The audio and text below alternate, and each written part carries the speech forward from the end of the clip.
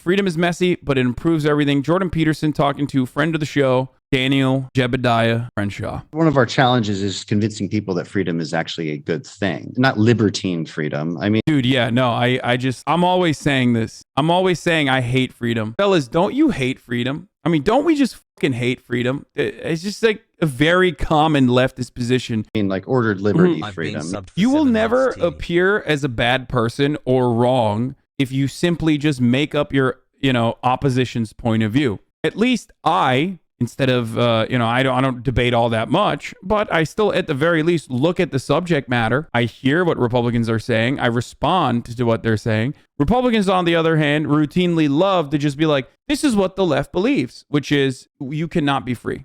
Freedom within a moral framework, which is what makes me a conservative and not a libertarian. It's more difficult than you might think to convince people. Well, I think you understand it. I think it's a conversation you have pretty often. But convincing people that freedom is indeed, even though it's risky, and even though it's messy, and even though it can allow you to fall on your face sometimes, and even induce suffering that you might think is unjust, it still, in the aggregate, improves things. It improves everything. And it's harder to see that at the moment. And so what people are swept up by is the sort of false promises of immediate action to save something, to fix something, and to take that paternalistic. This is why he's a loser, by the way. Like, he might end up winning his incredibly gerrymandered district, but like, this is kind of the reason why he will always lose in the grand scheme of things, because he's like the other side of the Pete Buttigieg coin. He will engage in the culture war stuff every now and then, but ultimately he's always like, yeah, immediate action is going to take some time. And no fucking Republican wants to hear that. They want to hear that you will hang people. This, I believe, is not appealing to anyone. Okay? The only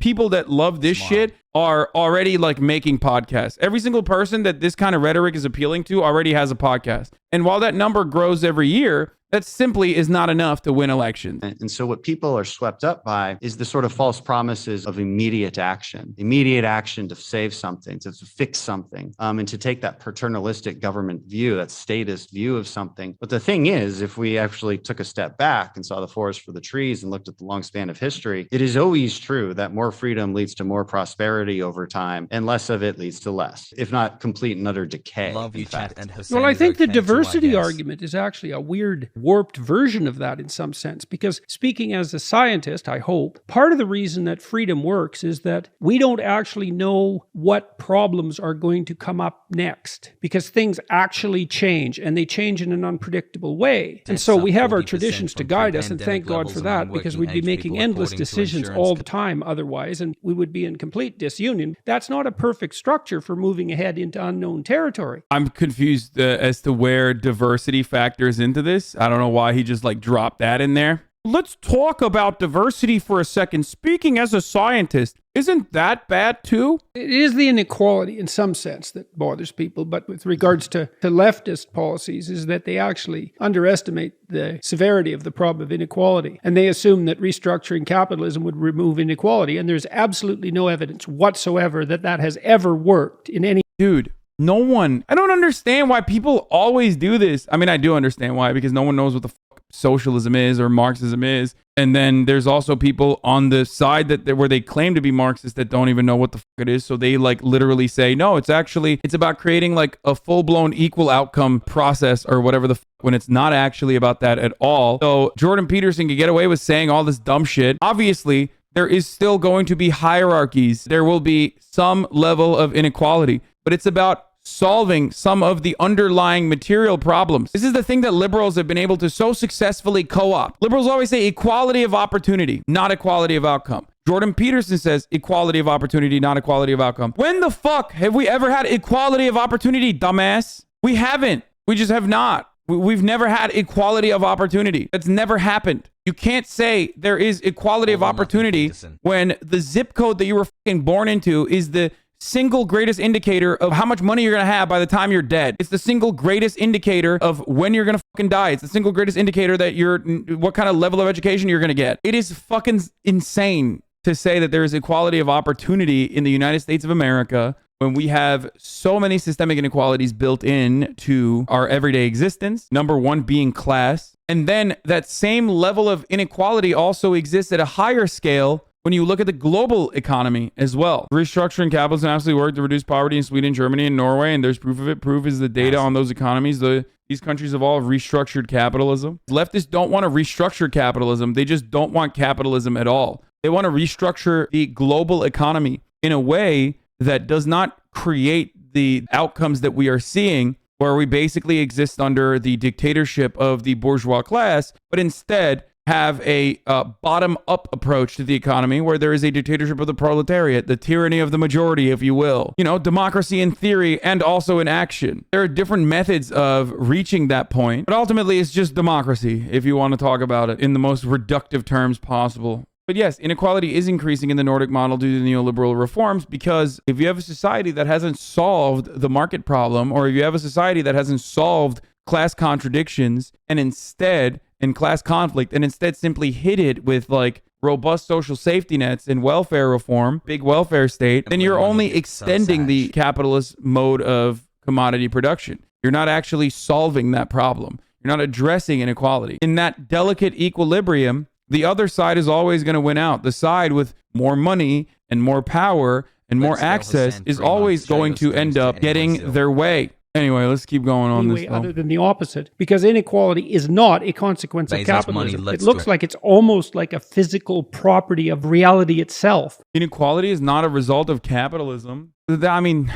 I think what Jordan Peterson is going to say is like inequality exists in nature, right? He's going to say like lobsters, blah, blah, blah. It has like a physical property. I mean, it's the most baby take ever. Here, I'll do it for you. Look at the NBA. Some people are 7 feet tall. Some people are not. Not every 5-foot person is going to be able to play in the NBA. Liberals, communists want to destroy the structure within the NBA and make sure that 5-footers are actually playing within the NBA. That's not how this works. That's not the fucking point. The point is, for example, like with the players union, whoever the fuck has been able to make it into the NBA gets a larger percentage of the fucking profits that they are creating for their team owners, for their team. That's it. That's what Marxism is about. And obviously, that is only a simple part of socializing a certain aspect of commodity production. And you need to expand beyond just the players with their player unions and actually distribute profits evenly to those who work at every step of the process, all the way down to the guys who are fucking handing out the tickets or checking your tickets and shit. But the real dangerous part of conservative reactionary rhetoric, like the one Jordan Peterson is engaging in here,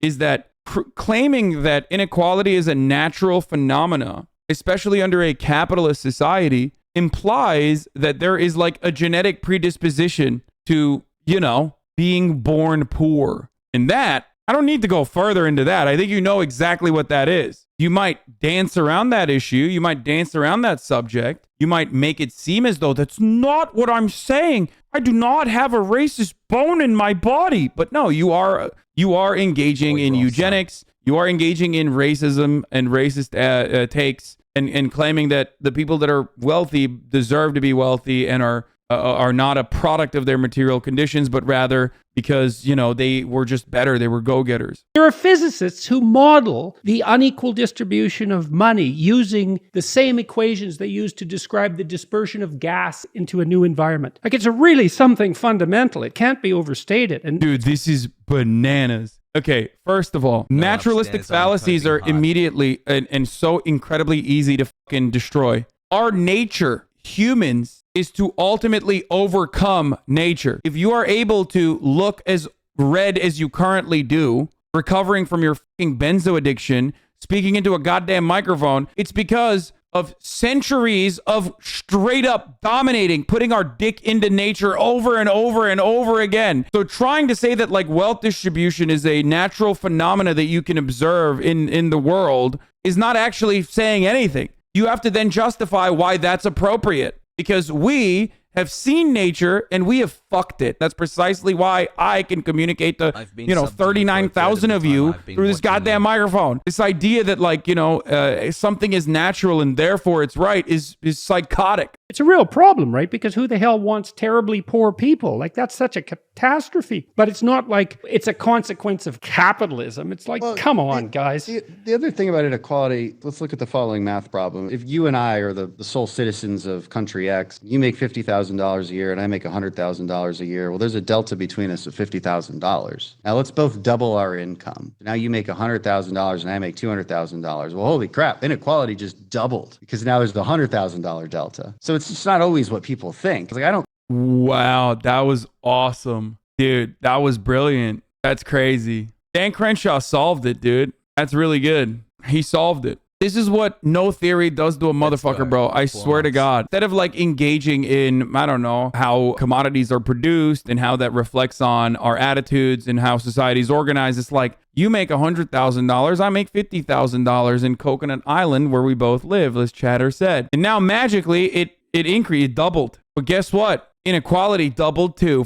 Fucking owned, dude. That's right. You just got fucking owned, baby. I don't care that there's a lot of people who are way, way wealthier than me. That doesn't necessarily bother me. What would bother me is if I have no chance of ever being them. If I was the most talented, smartest person. Dog, you're literally born into you were born in Scotland to a fucking potentially CIA. Don't know if that's the case or not, but, you know, real sussy, oil engineer guy who lived in, like, you know, Latin America for your entire childhood, Latin American countries or your entire childhood. Like, you, of course, did have the opportunity to go to Tufts and Harvard. You had that opportunity because you were already in the upper crust. It's so stupid to assume that like everyone else had that exact same fucking beginning. On the planet, it would bother me if I had no chance of ever being that person. I'm sorry, but that's just not the world we live in. If we look at what keeps you out of poverty, and I think this is from the Brookings Institute, there's like 3 things. It's like finish high school, have a job, any job, and don't have kids before you're married. And you've got like a 97% chance of not being in poverty.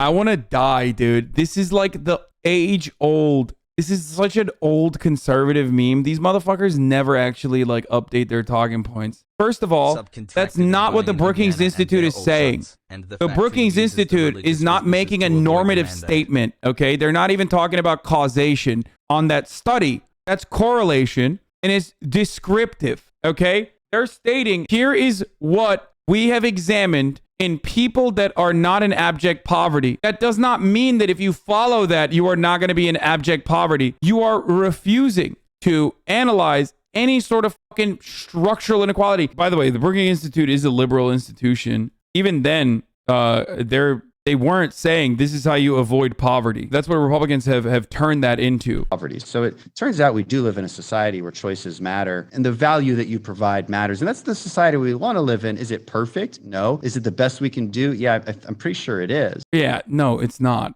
And you're fucking delusional. The best society is one where, you know, you can undergo medical bankruptcy because you got fucking sick. Sorry. Best society is one where, you know, your boss can just fucking absolutely fire you for no reason whatsoever. Sorry. No other way to live, dude. I mean, there's other societies right there, bro. Look across the fucking pond, dumbass. Even then, like, I hate being the fucking social democracy Andy here, but like, look north. There are better societal formations that are literally right around us, okay? They have their own problems too. There are plenty of problems to solve there as well. But to just close your fucking eye and say, hey, there's no other way to live, this is the best way to live, you're a psycho.